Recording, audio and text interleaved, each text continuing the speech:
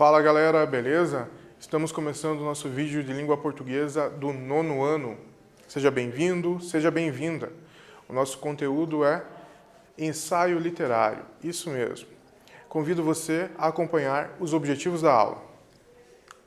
Eles são: ler e compreender fragmento de ensaio literário, reconhecer o tema, localizar informações explícitas em um texto, inferir informações implícitas e o sentido de palavras ou expressões. Estamos falando sobre ensaio literário, então envolve literatura. E falando sobre essa ideia do mundo da literatura que é tão vasto, tão grande, você consegue identificar referências de obras literárias em livros, filmes e games? Quando você assiste uma série, vê um filme, ou até mesmo vê alguém dando uma entrevista, você consegue perceber, às vezes, uma frase que também faz parte de uma obra literária, como se fosse uma citação indireta, uma citação ali, uma paráfrase, uma intertextualidade, uma conversa entre textos que você já conhece. Se você já percebe isso, consegue perceber, essa frase foi dita por tal ator naquela série. Ou não, por tal autor, por tal escritor naquele livro. Você consegue perceber essa similaridade no discurso de algumas pessoas, ou então em alguns programas de TV também? Então, isso tem muito a ver com o seu conhecimento de mundo, com o que você já leu, com o que você já assistiu. Ter a capacidade de reconhecer essas referências, porque elas existem, como diz um teórico chamado Bakhtin, que o discurso ele não é limpo, sempre nós trazemos, mesmo de uma forma inconsciente, palavras que já ouvimos e acabamos reproduzindo essas ideias. Então atente-se para você não reproduzir uma palavra, uma frase com uma ideologia equivocada muitas vezes. Você pode achar bonita aquela frase, mas muitas vezes ela foi usada em um contexto muito ruim. Então atente-se com as frases que você utiliza e comece a reparar nas falas, nos discursos das pessoas. Vamos ler um ensaio literário e o título dele é Através de Muitos Espelhos, o seu subtítulo: Através de Muitos Espelhos, 3 edições comemoram os 150 anos de Alice no País das Maravilhas, de Lewis Carroll, por Carolina Wigner. Já temos uma atividade só baseada no título e no subtítulo. Você deve explicar a relação que há entre o título e o subtítulo. Que relação há entre esses dois elementos do texto?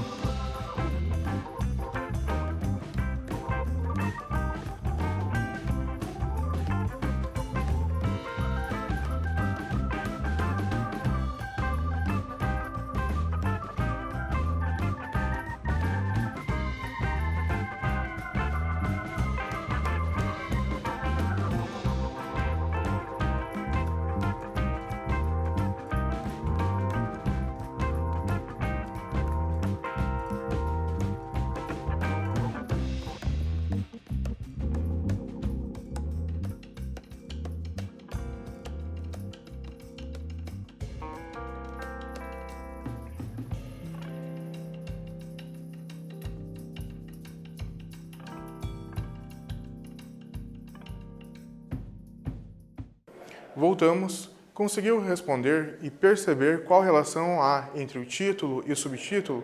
Confira a possibilidade de resposta.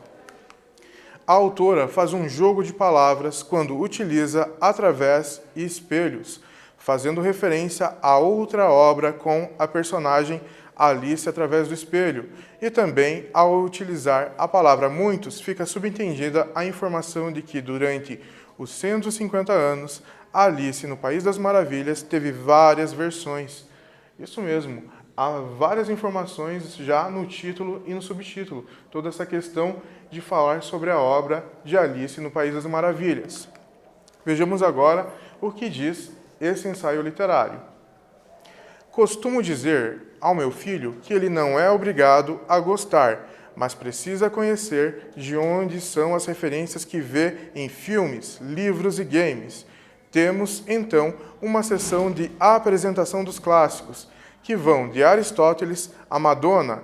Isso surgiu aqui em casa quando ele, ainda muito pequeno, me perguntou quem era Elvis Presley. A pobre criança foi submetida a dias e mais dias de videoclipes e filmes com o rei. Não deve ser fácil ser meu filho. Não é por acaso que a citação do Google Scholar é uma referência a Sir Isaac Newton. Se eu vi mais longe, foi por estar sobre ombros de gigantes. Precisamos desses gigantes. Precisamos dos clássicos. Na época do Império Romano, clássico era tudo aquilo digno de ser copiado e resiste ao tempo. Acho esse conceito divertido por dois motivos. Primeiro, por causa da ideia pouco familiar de que o mesmo Roma Antiga tinha um antes, um clássico. E segundo, porque isso é tão enraizado em nossa cultura que baseamos a internet inteira nisso. Quanto mais ocorrências, ou seja, quanto mais cópias, maior relevância. Eles se referiam à Grécia Antiga, é claro, mas essa ideia pode ser traçada até o Egito e seus artistas copistas. Essa noção de clássico tem um problema, é dominadora, branca e masculina. Clássico é também uma forma de imposição de valores. É o conquistador dizendo ao conquistado o que ele deve ou não considerar como cultura. Chegamos a um exercício e você percebeu a introdução desse ensaio, onde a autora aborda a questão dos clássicos, ela traz uma experiência da vida dela, ela diz algo sobre Grécia, sobre Roma, que a Roma também, mesmo sendo antiga, havia clássicos já naquela época, havia as cópias, e temos essa tarefa. Levante hipóteses. Por que é importante conhecer as referências que vemos em filmes, livros e games? Por que tem essa importância conhecer de onde são essas referências?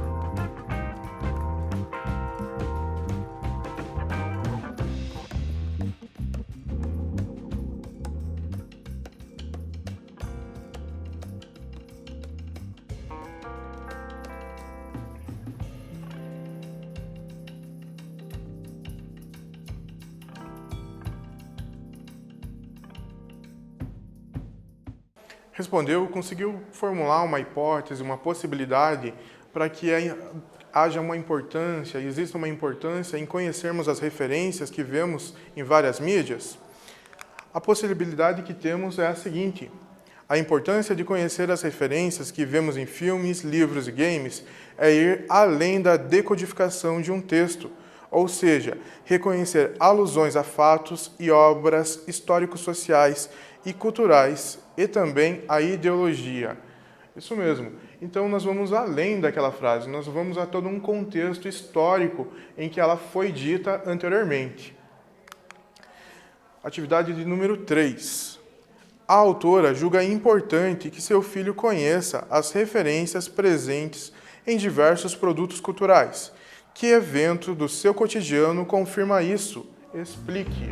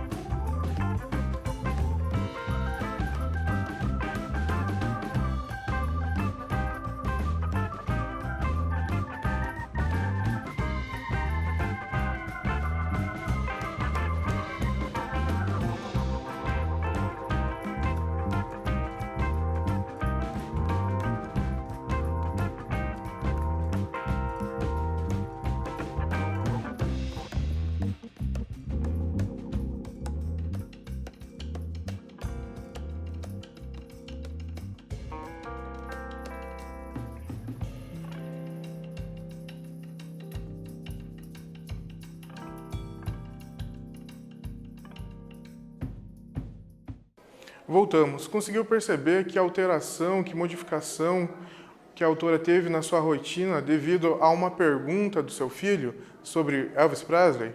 Vejamos a possibilidade de resposta. O evento que confirma a importância de conhecer os clássicos é a sessão de apresentação dos clássicos, que vão de Aristóteles a Madonna.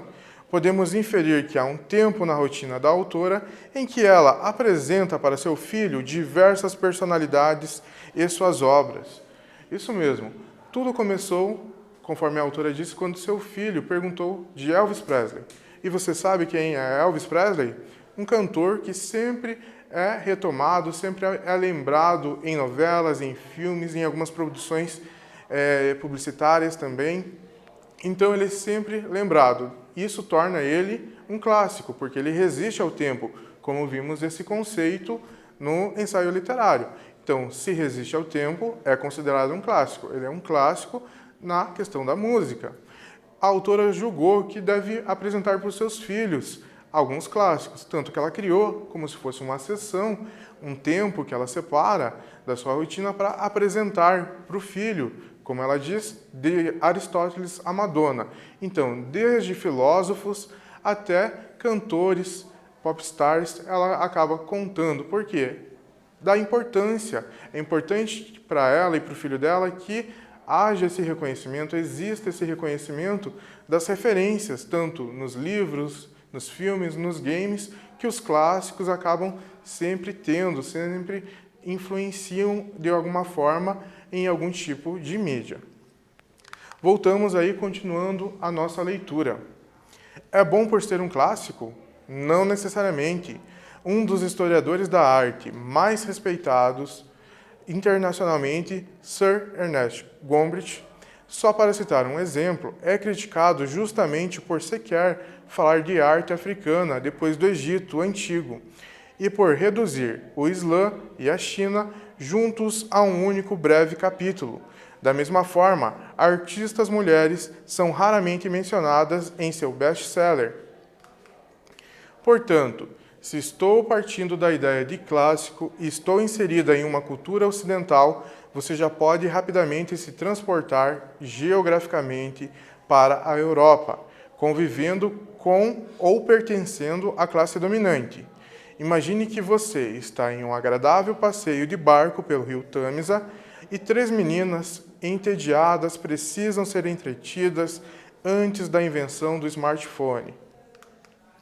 Se fosse eu, certamente levaria uma bronca e ficaria quieta, sendo as filhas do vice-chanceler da Universidade de Oxford, que na ocasião ainda se chamava Christ Church College, e diretor da escola de Westminster. Com certeza seria mais fácil conseguir alguém para lhes contar uma boa história.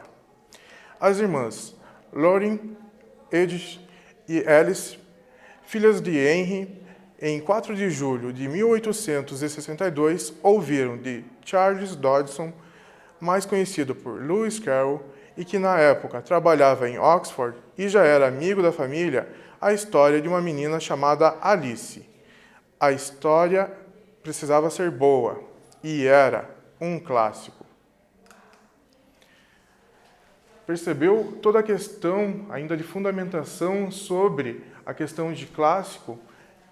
A autora faz uma crítica que os clássicos nem sempre podem ser considerados bons. Por quê?